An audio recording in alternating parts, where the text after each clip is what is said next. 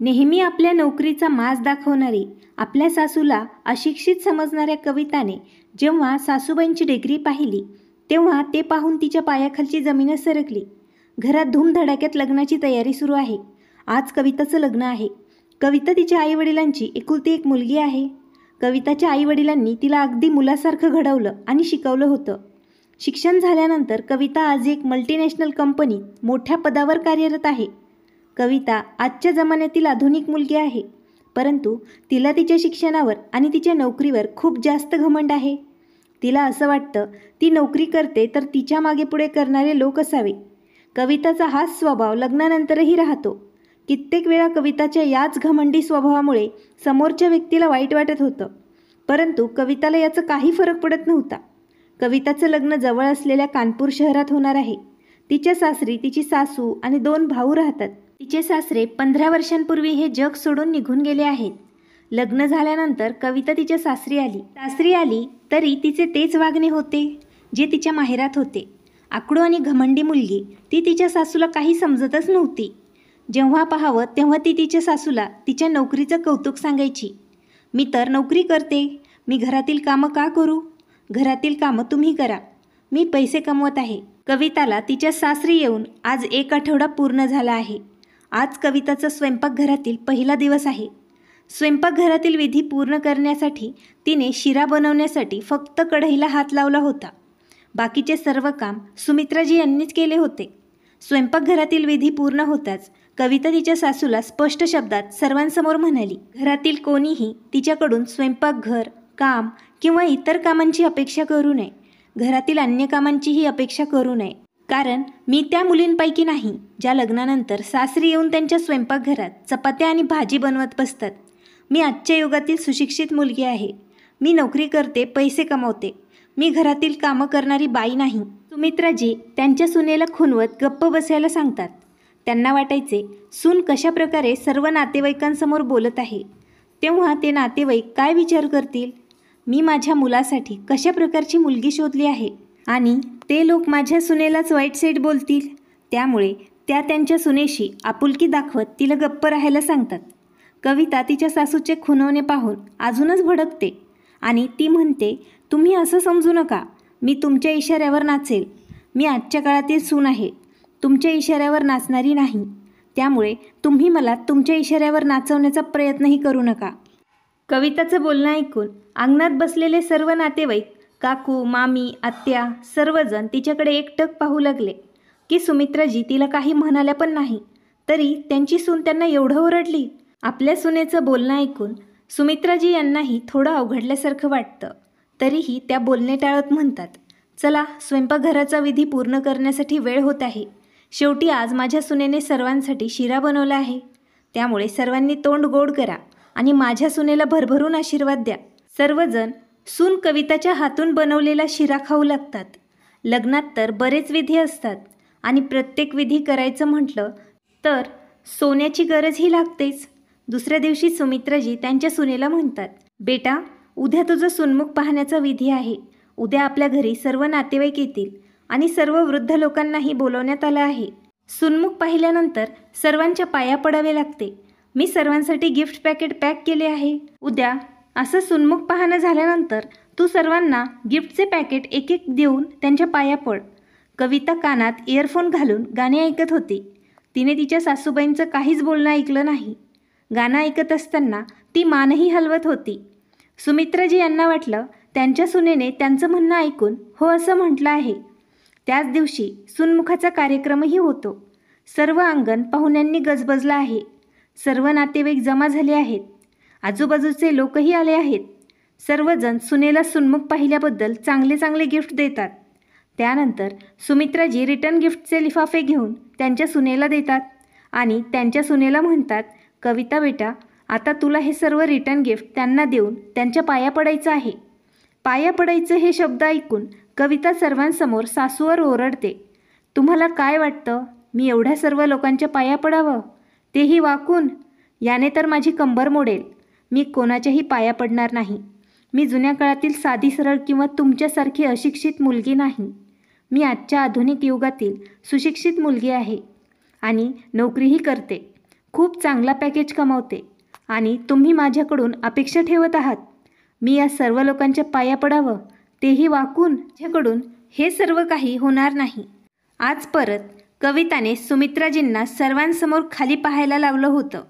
अंगणात बसलेले सर्व लोक एकमेकांच्या कानात कुजबुज करू लागले की सुमित्राजी अशी कशी सून घेऊन आल्या. ती तर त्यांचं थोडंही म्हणणं ऐकत नाही. आत्ताच असं आहे तर नंतर माहीत नाही कसं होणार. हिला तर लग्नाचे विधीही मान्य नाहीत. जेव्हा पाहावं तेव्हा ती सुमित्राजी यांना कमी लेखण्याचा प्रयत्न करत आहे आणि स्वतःच्या नोकरीचं कौतुक सांगत राहते. आता तर देवच सांभाळेल सुमित्राजी यांना. अशा स्वभावाची सून त्या घेऊन आल्या आहेत. आपली सून आणि अंगणात बसलेल्या नातेवाईकांचं म्हणणं सुमित्राजी यांच्या कानामध्ये घुमत होतं. ते ऐकून त्यांना असं वाटत होतं कोणीतरी त्यांच्या कानात गरम तेल ओतलं आहे. तरीही त्या हिम्मत करून त्यांच्या सुनेला म्हणतात, बेटा मी काल तुला याबद्दल सर्व काही सांगितलं होतं. तेव्हा तर तू मला हो असं म्हणाली होतीस. जर तुला हा विधी मान्यच नव्हता तर तू मला कालच सांगायला हवं होतं. कमीत कमी सर्वांसमोर मला इतकं अपमानित तर व्हावं लागलं नसतं. तेव्हा कविता ओरडत म्हणते, तुम्ही मला याबद्दल कधी सांगितलं आहे. मला तर याबद्दल काहीच माहिती नव्हतं. मी काल माझ्या रूममध्ये इयरफोन घालून गाणी ऐकत होते. आता सुमित्राजी यांना समजलं होतं की त्यांच्या सुनेने त्यांचं म्हणणं ऐकलंच नव्हतं. तेव्हा छतावर बसलेला ऋतिक त्याची आई आणि बायकोचं म्हणणं त्याच्या ऐकत होता. तेव्हाच तो त्याच्या पत्नीला फोन करतो आणि आपल्या पत्नीला समजावत तो म्हणतो, लग्नाच्या काही विधी असतात ज्या पूर्ण कराव्या लागतात. तू पण या विधी पूर्ण कर, त्यानंतर तुला काहीही करावं लागणार नाही. कसं तरी तिकडे समजावल्यानंतर कविता रिटर्न गिफ्टचे पॅकेट घेते आणि लोकांच्या पाया पडायला तयार होते. परंतु तिच्या चेहऱ्यावर राग स्पष्ट दिसत होता. सर्व विधी आटोपल्यानंतर नातेवाईक आपापल्या घरी परततात. सर्वजण आपापल्या घरी गेल्यानंतर कविता तिच्या सासूवर ओरडत त्यांना म्हणते, आई तुम्ही मला तुमच्यासारखा बनवण्याचा प्रयत्न अजिबात करू नका. मी माझ्या आईवडिलांची एकुलती एक मुलगी आहे. खूप प्रेमाने माझा सांभाळ झालेला आहे. आजपर्यंत मी कधीच कोणाच्या पाया पडलेली नाही. आज तुम्ही मला एवढ्या सर्व लोकांच्या पाया पडायला लावलं आणि माझी कंबर मोडली आहे. माझ्या कमरेत अतिशय वेदना होत आहेत. आज तर तुम्ही लग्नाच्या विधी असं सांगून स्वतःचं खरं केलं आहे. परंतु यापुढे तुम्ही माझ्यावरती दबाव आणण्याचा प्रयत्न करू नका. तुम्ही तर आहेतच गावंढळ, परंतु मला या विधी परंपरा मान्य नाही. सुमित्राजी त्यांच्या सुनेला समजावण्याचा खूप प्रयत्न करतात की सुनबाई असं नसतं. शिक्षण आणि आपलं पद वेगळ्या जागेवर असतं आणि या विधी परंपरा मान्य करणं हे वेगळ्या जागेवर आहे. आपण जर ठरवलं तर हे सर्व काही सांभाळून घेऊ शकतो. असं तर नसतं की आपण या विधी परंपरा सर्व काही सोडून द्यावं. हेच आपलं आयुष्य आहे, यात सर्व काही चालूच राहतं. सुमित्राजी एवढं बोलतात तेव्हा कविता त्यांचं बोलणं मध्येच टाळत म्हणते, आता तुम्ही मला सांगणार की मी काय करायला हवं आणि काय नाही. देवा काय माझे दिवस आले. आता गावंढळ लोक मला कसं वागायचं हे सांगायला लागले. एवढं बोलून पाय आदळत कविता तिच्या रूममध्ये निघून गेली. सुमित्राजी यांना त्यांच्या सुनेचे वागणे अजिबात आवडले नाही. सून घरात आल्यानंतरही सुमित्राजी यांचे घरकाम काही सुटत नव्हते. कारण सुनेने नोकरीच्या नावावर घरातील कोणतेही कामं करण्यास स्पष्ट नकार दिला होता. हे सांगून की तुम्ही तर घरीच राहता तर तुम्हीच घर सांभाळत जा. मी तर नोकरी करते, माझ्याच्याने एवढे काम होणार नाही. एके दिवशी कविता तिच्या ऑफिसला निघाली तेव्हा गडबडीमध्ये तिची फाईल डायनिंग टेबलवरती विसरली. सुमित्राजी त्यांचा स्वयंपाकघरातील काम आवरून जेव्हा डायनिंग हॉलमध्ये पोचल्या तेव्हा त्यांनी पाहिलं डायनिंग टेबलवर एक फाईल पडलेली दिसली. सुमित्राजी ती फाईल उचलून वाचत होत्या. तेव्हा गडबडीत कविता घरी पोचते. तेव्हा तिची फाईल तिच्या सासूच्या हातात पाहून ती फाईल ओढून घेते आणि ती त्यांना म्हणते, तू माझ्या फाईलला काय करत होतीस. मला तर वाटतं तुला वाचता लिहिता पण येत असेल की नसेल. तेव्हा तुला माझ्या या फाईलमध्ये काय आहे हे कसं समजणार. तू तर जाणून बुजून गावंढळ आहेस.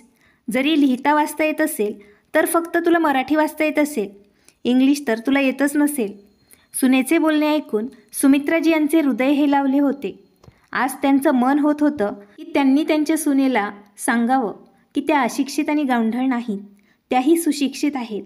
त्या पण नोकरी. त्या त्यांचं बोलणं पूर्ण करणारच होत्या. तेव्हा त्यांची सून कविता तिची फाईल घेऊन लगेचच घराच्या बाहेर निघून गेली. आज परत सुमित्राजी बोलता बोलता गप्प झाल्या होत्या. एके दिवशी कविताच्या मामाचा फोन तिला येतो आणि ते म्हणतात ते कानपूर शहरात आले आहेत आणि त्यांना तिच्याशी भेटायचं आहे, कारण ते लग्नामध्येही येऊ शकले नाही. कविता तिच्या मामाला भेटण्यासाठी खूप खुश झाली. तिने सांगितलं की घरी न भेटता ते एका रेस्टॉरंटमध्ये भेटतील. तिला तिच्या सासूची भेट तिच्या मामासोबत करून द्यायची लाज वाटत होती. त्यामुळे ती तिच्या मामाला घरी न बोलवता रेस्टॉरंटमध्ये बोलवते आणि तिकडेच ऋतिकला घेऊन गेली. बोलत असताना मामा कविताला सांगतात, कविता, या शहराशी माझा 15 वर्षांपूर्वीचं नातं आहे. 15 वर्षांपूर्वी ते कानपूर शहरात आले होते. त्यावेळी इकडे एक धाडसी सब इन्स्पेक्टर होती. संपूर्ण एरियामध्ये तिचा दरारा होता. जवळपासचे लोक त्यांचं नाव ऐकूनच घाबरत होते. त्या खूप प्रामाणिक आणि धाडसी सब इन्स्पेक्टर होत्या. कविता तिच्या मामाचं म्हणणं अगदी मन लावून ऐकत होती आणि तिला वाटत होतं तिला ते सब इन्स्पेक्टरबद्दल अजून जाणून घ्यावं. ती तिच्या मामाला म्हणते, मामा, तुम्ही त्या सब इन्स्पेक्टरला भेटले आहात का? तुम्ही त्यांना कसं काय ओळखता? हो कविता, मी त्यांना भेटलो होतो आणि तो प्रसंग आजही मला चांगला आठवतो. जेव्हा मी कानपूर हायवेवरून एकटा जात होतो तेव्हा हायवेजवळ 3-4 लोक बसलेली दिसली. मला रस्ता समजत नव्हता. मी त्यांना रस्ता विचारण्यासाठी कार थांबवली असता ते तिघेजण माझ्या कारजवळ आले आणि गाडीचा काच खाली करायला सांगू लागले. जेव्हा मी गाडीचा काच खाली केला तेव्हा पटकन गाडीचा डोअर उघडून ते लोक गाडीच्या आत येऊन बसले. माझ्या गळ्याला चाकू लावून ते लोक मला म्हणाले, तुमच्याकडे जे काही किमती सामान आणि पैसे असतील ते तुम्ही आम्हाला द्या आणि गाडीची चावीही आम्हाला पाहिजे. मी घाबरून त्या लोकांना पैसे आणि गाडीची चावीही दिली होती. परंतु अनावधानाने ते लोक माझा मोबाईल घ्यायला विसरले. मला रोडवरती फेकून ते माझी कार घेऊन निघून गेले. रोडवरती फेकल्या कारणाने माझ्या डोक्यावरती खूप जखम झाली होती. माझ्या डोक्यातून खूप जास्त रक्तही गेलं होतं. मी बेशुद्ध झालो. माझ्या हातात आणि पायात फ्रॅक्चर झालं होतं. जेव्हा मला शुद्ध आली तेव्हा मी पाहिलं माझ्या आजूबाजूला कोणीही नव्हतं. तेव्हा माझा हात माझ्या खिशाकडे गेला. तेव्हा मी पाहिलं माझा मोबाईल माझ्या खिशातच होता.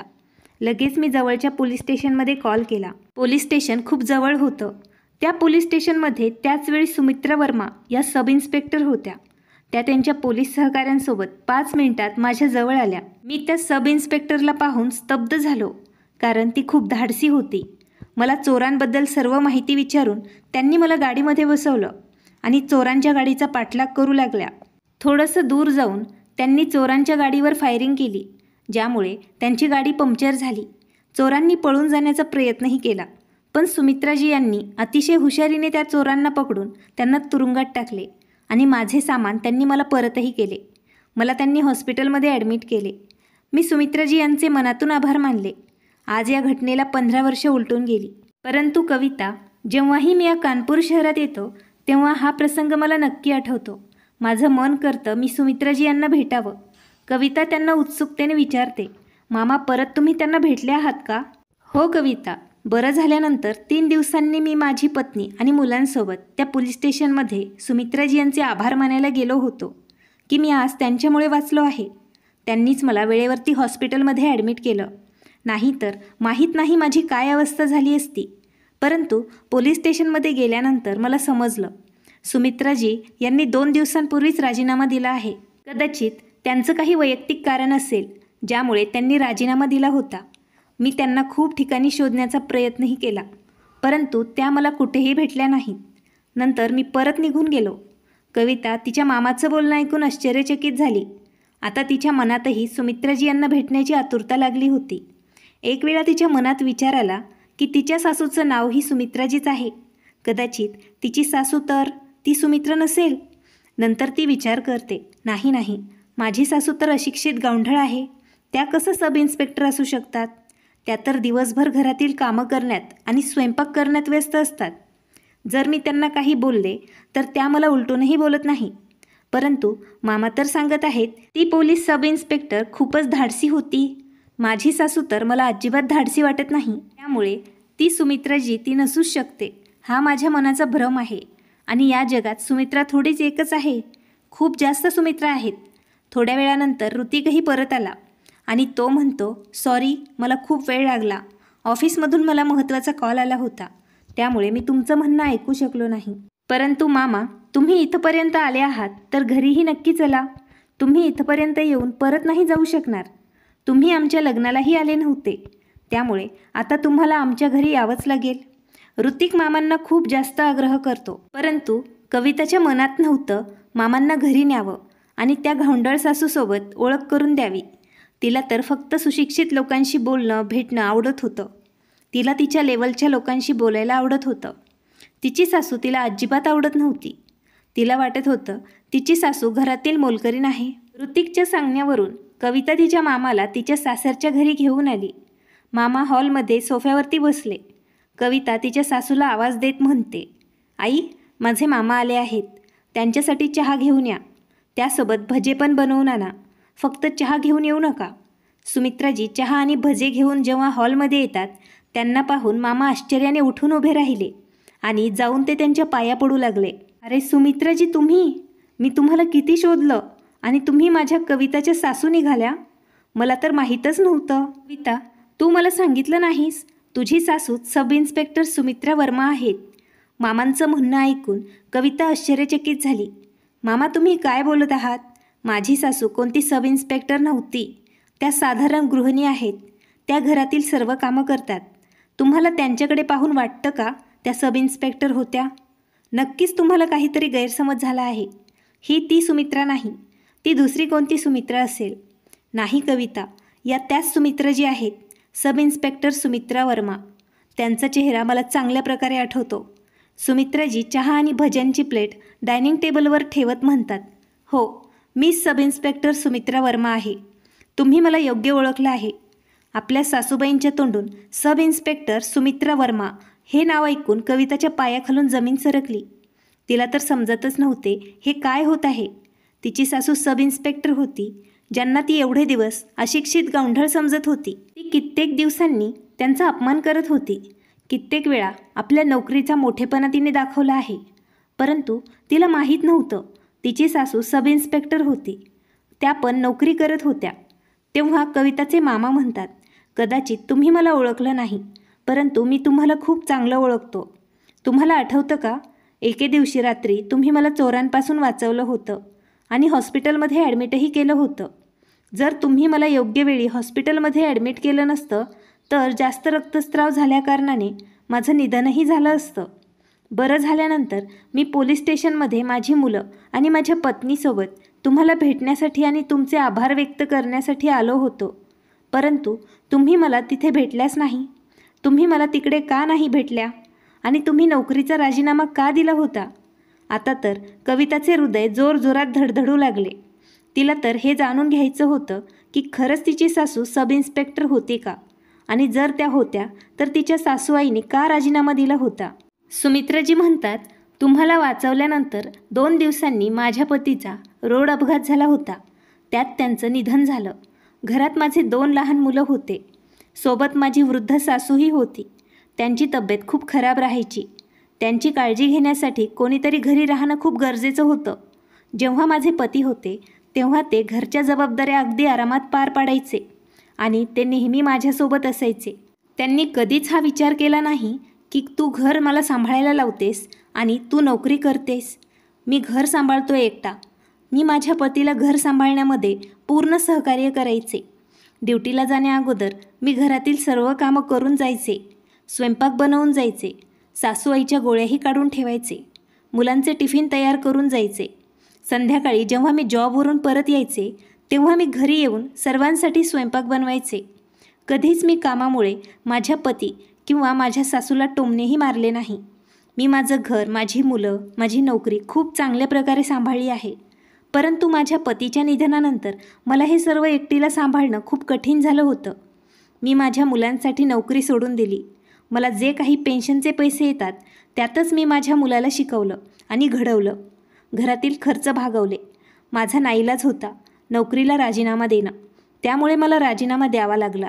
सुमित्राजी यांचं बोलणं ऐकून कविता त्यांच्याजवळ जाते आणि म्हणते, आई, तुम्ही मला या अगोदर का नाही सांगितलं की तुम्ही सब इन्स्पेक्टर होतात? मी कित्येक वेळा तुमचा अपमान करत राहिले. तुम्हाला अशिक्षित आणि गावंढळ म्हणत राहिले. सुनबाई, मी तुला बऱ्याच वेळा सांगण्याचा प्रयत्न केला आहे, परंतु तुला माझं बोलणं ऐकून घेणं कधी गरजेचं वाटलं नव्हतं. तू माझं बोलणं ऐकून न घेता मला अशिक्षित गावंढळ म्हणून निघून जात होतीस. तू माझं म्हणणं कधी पूर्ण ऐकलंच नाहीस. आता तूच सांग, मी तुला कसं सांगणार होते? आज कविताला तिच्या चुकीवर खूप पश्चाताप होत होता. तिच्या सासूला ते अशिक्षित आणि गावढळ समजत होती. ती तर इतकी हुशार आणि धाडसी सब इन्स्पेक्टर होती. आणि इन्स्पेक्टर असण्यासोबत त्यांनी त्यांचे दोन्ही मुलं, घर आणि वृद्ध सासूला खूप चांगल्या प्रकारे सांभाळलं होतं. हे तर कौतुकास्पद आहे. आणि मी माझ्या साध्या नोकरीवरती एवढा घमंड करते? नाही, मला अजून मूलबाळ आहेत. नाही, मी घरातील कोणती जबाबदारी स्वीकारली आहे. कित्येक वेळा मी सासूबाईंचा अपमान केला आहे. कविता तिच्या सासूला माफी मागते. आई, तुम्ही मला क्षमा करा. मी तुम्हाला समजून घ्यायला खूप मोठी चूक केली आहे. मला वाटत होतं मी फक्त एकटीच नोकरी करते. मी माझ्या नोकरीसमोर कधीच कोणाला जास्त किंमत दिलेलीच नाही. परंतु तुम्ही तर खूप मोठ्या पदावर कार्यरत होता. तुम्ही तुमची नोकरी, मुलं कशा प्रकारे मॅनेज केलं असेल, मी तर याबद्दल विचारही करू शकत नाही. तुम्ही खरंच खूप ग्रेट आहात. तेव्हा मामा म्हणतात, हो बेटा, सुमित्राजींनी सर्व गोष्टींना खूप चांगल्या प्रकारे हाताळलं आहे. नोकरी सोडल्यानंतरही त्यांनी कशा प्रकारे आपल्या दोन्ही मुलांना संस्कार दिले आहेत हे तर आपल्या सर्वांना चांगलंच माहीत आहे. आज कविताच्या डोळ्यात पश्चातापाचे अश्रू आहेत. तिने आता ठरवलं आहे, यानंतर ती कधीही आपल्या नोकरीचा घमंड सासूला दाखवणार नाही. आणि तिच्या सासूबाईंसोबत ती घरातील कामात त्यांना मदतही करणार. कारण नोकरी करणं याचा अर्थ असा नाही की तुम्ही घरातील कामांपासून अंग काढून घ्याल. कविताच्या डोळ्यात आलेले अश्रू पाहून सुमित्राजी यांनी तिच्या डोळ्यातले अश्रू पुसत त्या म्हणाल्या, सुनबाई, जर तुला तुझ्या विचित्र वागण्यावरती खरंच पश्चाताप होत असेल तर एक गोष्ट नेहमी लक्षात ठेव, कधीही कोणाला आपल्यापेक्षा कमी लेखू नको. तो नोकरी करत असो अथवा नसो, कोणी कोणापेक्षा कमी नसतं. प्रत्येकजण आपापल्या पद्धतीने आपलं आयुष्य जगत आहे. कोण आपल्या आयुष्यातील संघर्षामुळे नोकरी करत नसेल तर याचा अर्थ असा नाही की तो काही करत नाही. जो नोकरी करतो त्याला सर्व काही येत असतं का? सुमित्राजी यांचं बोलणं ऐकून कविता त्यांना माफी मागते आणि ती तिच्या सासूला वचनही देते, यापुढे ती कोणालाही स्वतःपेक्षा कमी कधीही लेखणार नाही. मित्रांनो, तुम्हाला ही कथा कशी वाटली ते तुम्ही आम्हाला कमेंटमध्ये नक्की कळवा. कथा आवडल्यास नक्की लाईक, शेअर करा आणि नवीन असाल तर चॅनलला सबस्क्राईब करा. धन्यवाद.